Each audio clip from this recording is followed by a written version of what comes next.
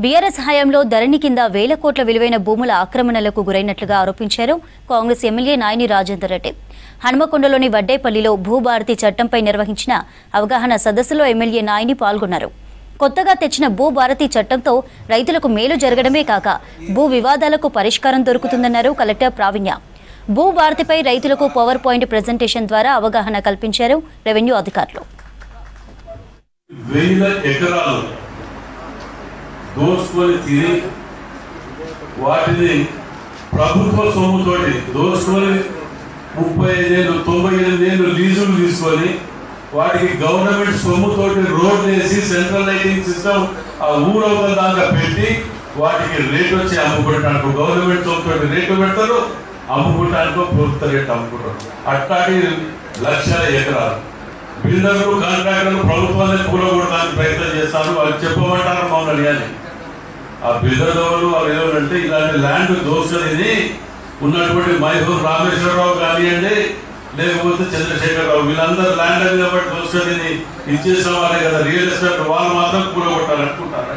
మీకు పరిష్కార మార్గాలు 99% దొరుకుతాయి. మేధావులతోటి దీన్ని ఆలోచించి కూర్చోబెట్టి రూపొందించినటువంటి చట్టం ఇది.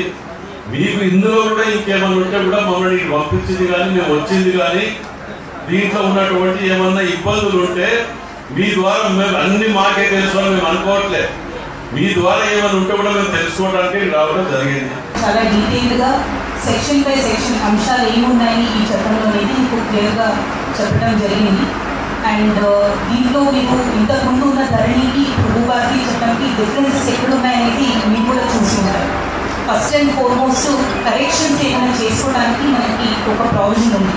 ఇప్పటి వరకు మీరు అందరూ చెప్పిన దాంట్లో చాలా కేసెస్లో మీకు ఎక్స్టెంట్ తక్కువ రావడం కానీ లేదంటే మీ పేరు అసలు ఉండకపోవడం కానీ మెయిన్ రీజన్ ఏమంటే ఆర్ఎస్ఆర్ ఎక్స్టెంట్ మనకి కంప్లీట్ అయింది అనేది ఒక రీజన్ వస్తుంది.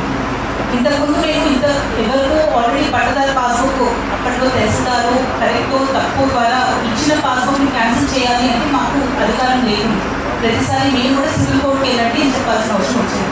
కానీ ఇప్పుడు ఈ చట్టంలో సెక్షన్ 4 కింద అందరికీ ఎవరైతే తప్పు ఎంట్రీ జరిగిందో ఇంకా ఎవరికి ఎంట్రీ జరగాల్సిందో వాళ్ళందరికీ నోటీస్ ఇచ్చి ఫీల్డ్లో మళ్ళీ సర్వే చేయించి ఎవరికైతే తప్పుగా పాస్బుక్లు ఉన్నాయో అవి క్యాన్సిల్ చేసే అధికారం ఇప్పుడు ఉంది. కాబట్టి అవి క్యాన్సిల్ అయితే ఆటోమేటిక్గా ఎవరికైతే ఎక్స్టెంట్ తక్కువ ఉన్నా లేదంటే పొజిషన్ ఉండి పాత పాస్బుక్ ఉండి పాత కాగితాలు ఉండి అసలు పాస్బుకే రాని వాళ్ళకు కూడా ఇప్పుడు పాస్బుక్ అనేది కల్పించే అవకాశం ఒకటి ఉంది.